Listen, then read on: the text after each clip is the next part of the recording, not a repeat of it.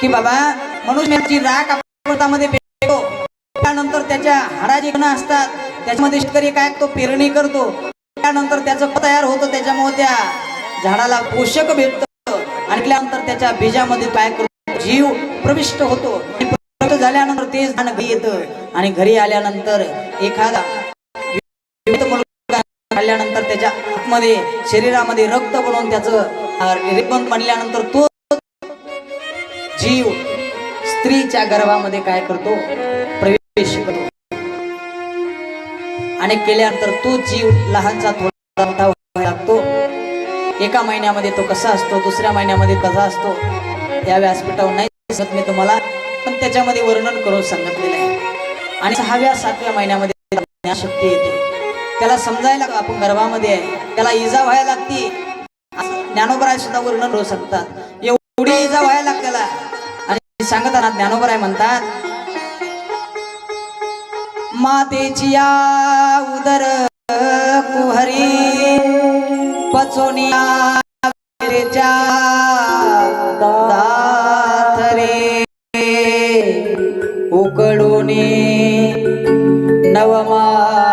नवमासवरे जन्म जन्मोने मरते. मातेच्या गर्भामध्ये आपल्याला काही नशी कुलर नसतो, खाण्याला काय असतं माहिती आहे, काय कारण ज्ञानोबराय तुकारायांनी वर्णन करून सांगितले. काय सांगू गर्भीची यात्रा मज भोगिता नारायणा माऊस माळा मुत्र जाणा तुझ क्षणोक्षणा ध्यान असे. आईच्या गर्भामध्ये नाना प्रकारे अग्नी असतो, बाजूला गर्भाच्या अग्नी असतो, त्याचं नाव काय आहे जठरा अग्नी. हा अग्नी असतो आईच्या गर्भामध्ये, पाणी पाणी उकळतं त्या गर्भात आणि नाका तोंडामध्ये त्याच्या किडे असतात, नाना प्रकाराने गर्भ भगवान परमात्मा प्रार्थना करतो, मला गर्भामध्ये टाकलंय. ज्ञानशक्ती त्याला प्राण होते, त्याला देव दिसतो असताना प्रार्थना करतो, देवा म्हणजे स्तुती करतो. नाना प्रकाराने स्तुती सांगत असताना भागवतामध्ये संस्कृत मध्ये स्तुती सांगितलेली आहे. सांगत असताना ते म्हणतो, देवा आतापर्यंत मागच्या जन्मात अनेक पाप केले, तुला विसरून गेलो, पण या जन्मात आता मी तुला विसरणार नाही बरं का. काय कर, फक्त हेच काय कर, या गर्भाच्या बाहेर एकदा काढ देवा, पुन्हा मी तुला म्हणणार नाही, एकदाच मला गर्भाच्या बाहेर काढ. आणि तुकोबर आहे त्या गर्भाचं वर्णन करताना तो गर्भ भगवान परमात्म्याला म्हणतो, त्याचं अभंग तुकोबर आहे, अभंगाच्या रूपकाने. एक वेळ करी या दुःख वेगळे, एक वेळ करी या दुःख वेगळे, एक वेळ करी या दुःख वेगळे, एक वेळ करी या दुःख वेगळे, एक वेळ करी या दुःख वेगळे, एक वेळ करी या दुःख वेगळे, एक वेळ करी या दुःख वेगळे, एक वेळ करी या दुःख वेगळे. तुरीतांचे दारे उगवणे, तुरीतांचे दारे उगवणे, तुरीतांचे दारे उगवणे, तुरीतांचे दारे उगवणे, तुरीतांचे दारे उगवणे, तुरीतांचे दारे उगवणे. आठवीन पाय माझा नवस, आठवीन पाय माझा नवस, आठवीन पाय माझा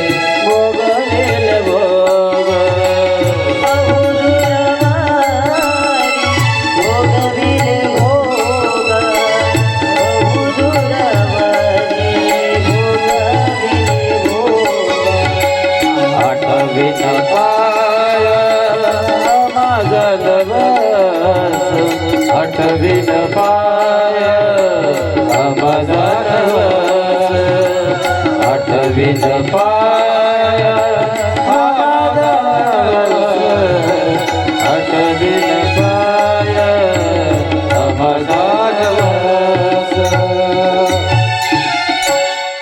तुकोबराय वर्णन करू सांगतात.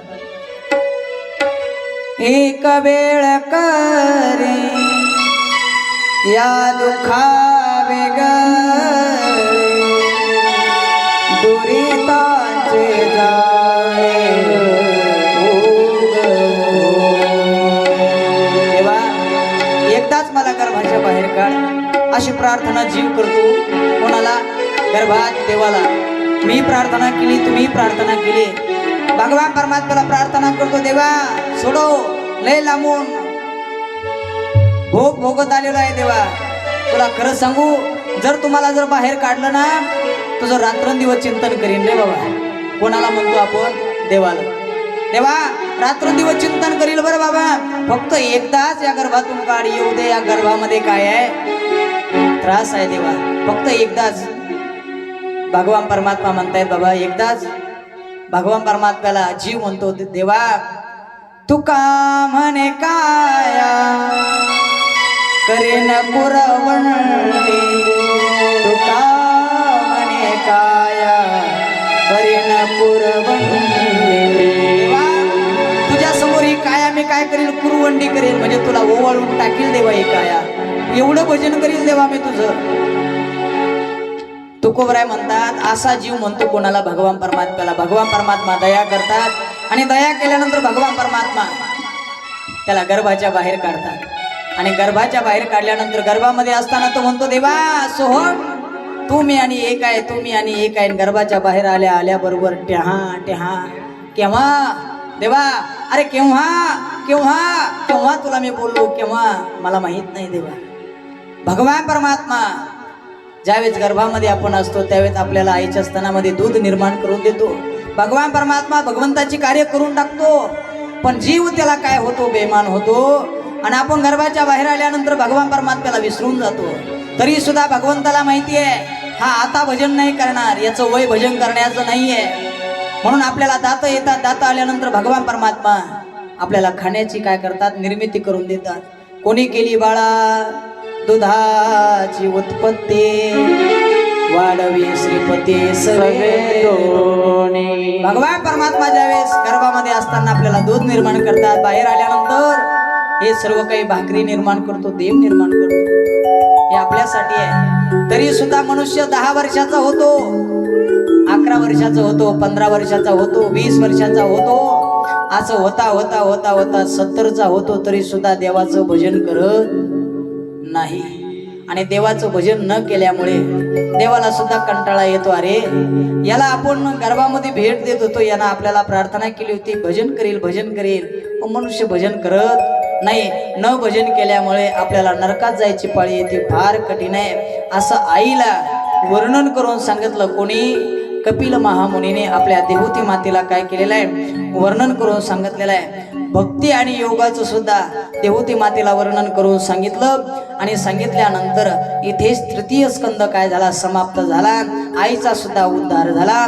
कपिल महामुनी गंगा सागर या क्षेत्रामध्ये गेलेले आहेत. आणि गंगा सागर तिथे काय करतात? कपिल महामुनी राहतात. आणि तिथे जे कपिल महामुनीचं मंदिर आहे ते कोणत्या दिवशी खुलतं माहिती आहे तुम्हाला? कोणत्या दिवशी? संक्रांतीच्या दिवशी. त्याच्यानंतर एकदा बंद झालं की ते संक्रांतीलाच खुलतं, असा त्याचा महिमा आहे. असे कपिल महामुनी आहेत. आणि हेच कपिल महामुनी सगळ्या भक्तांचा उद्धार करण्याकरता या मृत्यू लोकामध्ये आले होते. आपल्या आईचा सुद्धा उद्धार केला. आणि केल्यानंतर आता पुढे परीक्षित महाराज प्रश्न करतायत की बाबा मला आणखीन काही कथा वर्णन करून सांगा. त्यावेळेस सांगत असताना आकृतीचा सुद्धा विवाह, आकृती नावाची एक मुलगी आहे, तिचा विवाह दक्ष प्रजापतीचा, मला वाटतं रुची प्रजापती सोबत झाला. आणि आणखीन एक मुलगी आहे तिचं नाव आहे प्रसूती, हिचा विवाह दक्षासोबत झाला. आणि याच दक्षाची मुलगी तिचं नाव आहे सती, हिचा विवाह कोणासोबत झाला? भगवान शंकरासोबत झाला. आणि इकडे वर्णन करून सांगितलेलं आहे कर्दम ऋषीची एक मुलगी आहे तिचं नाव आहे अनुसूया. या अनुसूयाचा विवाह अत्रि मुनी सोबत झालेला आहे. आणि झाल्यानंतर याच अनुसयाची काय केलेली आहे, परीक्षा पाहिलेली आहे देवी देवतांनी. आणि परीक्षा पाहण्यासाठी आलेले आहेत. पतिव्रता धर्म इथे वर्णन करून सांगितलेलं आहे. पतिव्रता कोणाला म्हणावे त्याचं वर्णन आहे बरं का. पतिव्रतेचे दोन प्रकार आहेत. एक आहे अनुकूल पतिव्रता आणि एक आहे प्रतिकूल पतिव्रता. अनुकूल म्हणजे काय, जी नवऱ्याला काय पाहिजे त्याच्या आधी त्याच्या हातात आणून देते, तिचं नाव काय आहे, अनुकूल पतिव्रता. आणि प्रतिकूल पतिव्रता म्हणजे काय, नवऱ्याला समजलंही सुद्धा काय पाहिजे, तिलाही समजलं काय पाहिजे, पण नवरा घरातून बाहेर गेल्यानंतर आणून देणं, तिचं नाव आहे प्रतिकूल बरं का. आता याच्यामध्ये वर्णन करून सांगितलेलं आहे. तुळशीदास महाराजांनी रामायणामध्ये फार सुंदर वर्णन करून सांगितलं. जी पतिव्रता स्त्री आहे तिने कसं राहिलं पाहिजे नवऱ्यापाशी, तिचं वर्णन करून सांगितलेलं आहे. तुळशीदास गोस्वामी सांगतायत की बाबा, माता पिता भ्राता हितकारे, मितप्रद सब सुनो राजकुमारे, अमित दानी भरता वय देहे, अधम सोनारी जो सेवन ते. जी पत्नी आपल्या आईचं वडिलाचं ऐकून जर आपल्या पतीला त्रास देत असेल ती अधम पतिव्रता आहे बरं का. अधम आहे. हे कोणाचं वर्णन आहे, सती आणि भगवान शंकरा. सती मला वाटतं सीता आणि अनुसयाचं वर्णन आहे रामायणामध्ये बरं का. अनुसया माता सीतेला वर्णन करून सांगते, माता पिता हे मुलीचे हितकारी आहेत, परंतु माता पित्याचं ऐकून आपल्या पतीला त्रास देणं हे तिच्यासाठी काय आहे, नरकाला जाण्या योग्य आहे बरं का. म्हणून पतीला त्रास द्यायचा नाही. नाना प्रकाराने वर्णन करून सांगितलेलं आहे. ही जी अनुकूल पतिव्रता आहे, ही अनुकूल पतिव्रताचं तुकोबरायांनी सुद्धा वर्णन करून सांगितलेलं आहे. जी स्त्री पतिव्रता आहे, तुका म्हणे पतिव्रता तिची देवावरी सत्ता. नाहीतर काही बाया आहेत ना, काही स्त्रिया आहेत, काही स्त्रियामुळं आपल्या लेकीचा संसार बर्बाद झालेला आहे. अशी उदाहरणं पाहायला भेटतात, फार कठीण आहे. आणि त्या बाईनं सुद्धा असं करू नये. बाई काही ताण घेऊ नको. नवरा कसा असला पाहिजे, मुठीत असला पाहिजे. कशात असला पाहिजे, मुठीत असला पाहिजे. फार कठीण आहे. आईनं आपल्या मुलीच्या संसारामध्ये चवळ ढवळ करायची नाही, काही फायदा नाही. हे जास्ती दिवस टिकत नसतं. आणि एकदा का ते उघडकीस आलं की ते फायदा नसतो. एक जागा धागा तुटल्यानंतर त्याच्यामध्ये काय पडते, त्याच्यात गाठ पडते, पूर्णपणे धागा होत नाही. म्हणून ध्यानात राहू द्या. असं सतीचं पतिव्रतेचं काय केलेलं आहे, वर्णन करून सांगितलेलं आहे. आणि जी पत्नी, मी सांगतो असं नाही बरं, तुळशीदास गोस्वामी सांगतात, जी पत्नी आपल्या पतीचं ऐकून जीवन जगत नाही ती जिवंतपणे काय आहे, विधवा आहे बरं का. मी सांगतो असं नाही, तुम्हाला दोहा सांगतो मी. पती प्रतिकूल जन्म जहा जाई, विधवा होई पाये तरुणाई. ती तरुणपणामध्ये सुद्धा काय असते, विधवा असते बरं का. फार कठीण आहे. गाथ्यामध्ये शंकर महाराज कंधारकर यांचा गाथा आहे, पंढरपूरकर त्यांनी लिहिलेला आहे. शंकर महाराज कंधारकर म्हणतात, जी स्त्री भगवंताचं नामचिंतन करत नाही, गाथा वाचत नाही, ज्ञानेश्वरी वाचत नाही, निरंतर आपलं काम आहे, ते जिवंत असून सुद्धा मेल्याप्रमाणे आहे बरं का. आणि मनुष्य सुद्धा जिवंत असल्यापासून मेल्याप्रमाणे आहे, जर भजन करत नसेल तर. फार कठीण सांगितलेलं आहे. असं पतिव्रतेचं सुद्धा वर्णन करून सांगितलेलं आहे. आणि यांच्याच पोटी दत्तात्रय महाराज काय झालेले आहे, जन्माला आलेले आहे. दत्तात्रय भगवान. आणि तुकोबरायांनी यांनी काय केलेलं आहे, अभंग सांगितलेलं आहे. दत्त माझी माता, दत्त माझा पिता, बहिणी बंधू चुलता, दत्त माझा. अशी कथा यांची आत्रे आणि अनुसयाची वर्णन करून सांगितली. पुढे भगवान शंकराची कथा वर्णन करून सांगितली. आणि भगवान शंकर एकदा कथा ऐकण्याकरता कोणापाशी गेले, कुंभज ऋषीपाशी गेले. थोडेसे दोन दोहे म्हणू आणि भगवान शंकराची कथा आपण समाप्त करू बरं का. एक बार त्रेता जुग माही, शंभु गए ऋषि कुंभज पाए, राम सिया राम राम सिया राम राम सिया राम सिया राम संग सती जग जनन भवानी तुझी अखिलेश्वर राम सिया राम सिया राम सिया राम सिया राम सिया राम सिया राम जय सच्चिदानंद जग पावन अस चले मनोजन सावन राम सिया राम सिया राम सिया राम सिया राम सिया राम सिया राम चले जात शिव सती समेता पुण्य कुल कृपा निकेता राम सिया राम सिया राम सिया राम सिया राम सिया राम सिया राम होई सोई जो राम रचि राखा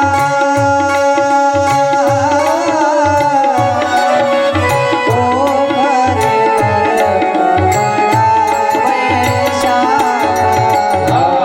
सिया राम सिया राम जय जय राम सिया राम सिया राम जय जय राम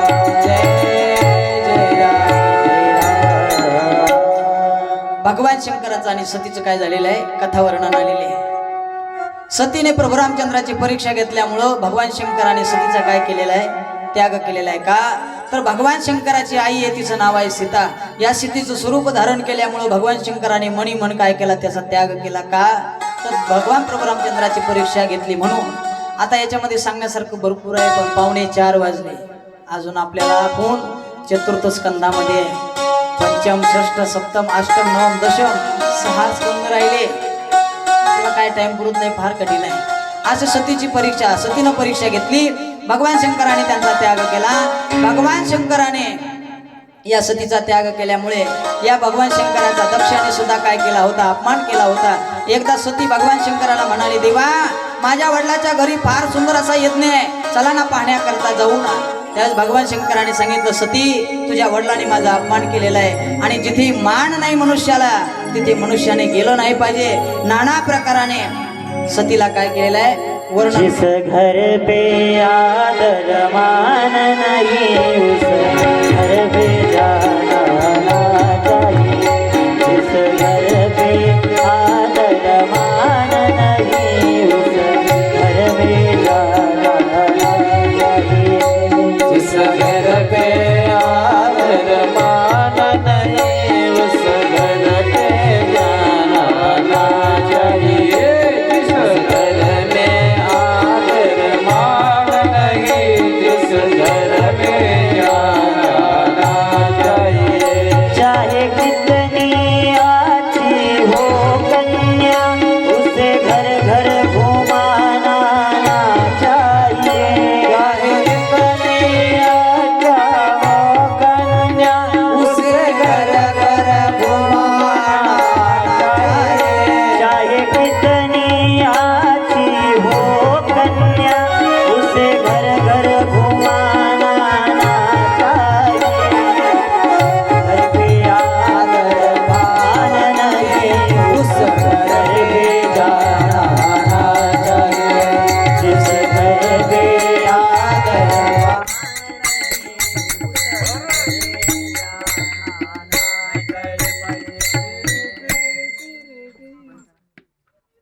गोपाल कृष्ण भगवान